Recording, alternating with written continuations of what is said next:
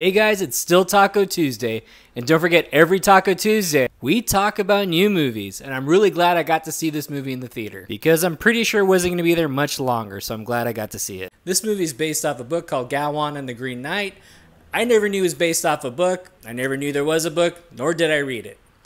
Anyway, so for those of you who have read the book, might have some more insight of this movie than I do, so anyway, we follow the main character of Gawain, who is of royal blood. However, he's not next in line to be king or prince. However, he is a cousin, so he's not necessarily next in line. However, he enjoys all the fruits that it bears because he's a womanizer, he's an alcoholic, he enjoys the life of that character.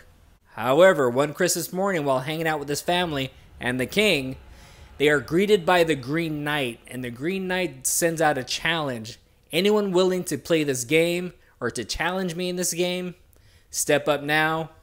However, no one does it. All the knights there are kind of like putting their heads down. They're kind of like, I'm kind of scared to do it. And they kind of gives off the opinion that maybe they know what this game is all about.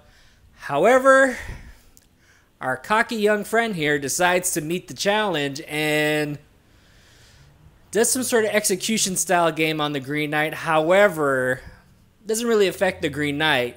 He just kind of laughs and just says, I'll see you in a year from now, and I'll do exactly what you did to me.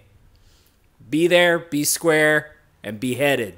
So a year goes by, and our main character has not trained, has not done anything. He's still a party animal and a womanizer, and he's just kind of like, yeah, whatever. I'm going to find the Jolly Green Giant in a year, and whatever. I'll win, I'll come back. Everything's going to be great. That's as far into it as I'll go. He does go on as an adventure as the movie goes on because he has to go meet the Jolly Green Giant at this point of the movie. He has to go across to a specific forest in order to meet the challenge. And this movie is really, really good. However, this movie is not for everybody. I'm really glad I got to see this movie in the theater because it was definitely one of the ones I really wanted to check out.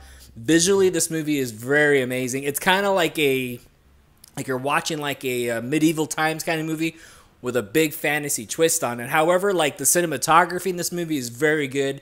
Everything's very green. However, everything in the movie, even though it's very green and very lush, has almost like a melancholy tone to it. And even the background music in the movie is very similar to like almost like a suspenseful horror movie. So it's not, you're not really appreciating everything, you know, even if you are, it's great. I mean, I was, but at the same time, I was like, this movie's leaving me kind of like eerie, even though I'm seeing all this beautiful territory. Acting in this movie is very well done. Everybody plays their parts very well. Everyone just has this demeanor, almost like they're there. Also, the fact that they play everything off like, oh, it's a ghost. I see this all the time. Medieval times, I guess. That's what happens there. So I'm definitely glad I got to enjoy this film, and like I said, this movie is not for everybody. So if you read the book, you're into medieval times kind of stuff and fantasy films, check out this movie. This movie is definitely for you. If I was to give the movie The Green Knight a grade, I would give it a B-. As always, thanks for checking me out. Hopefully you like what you see here. I'm Mike the Movie Misfit, and I'll see you at the movies. Get more out of life. Go out to a movie.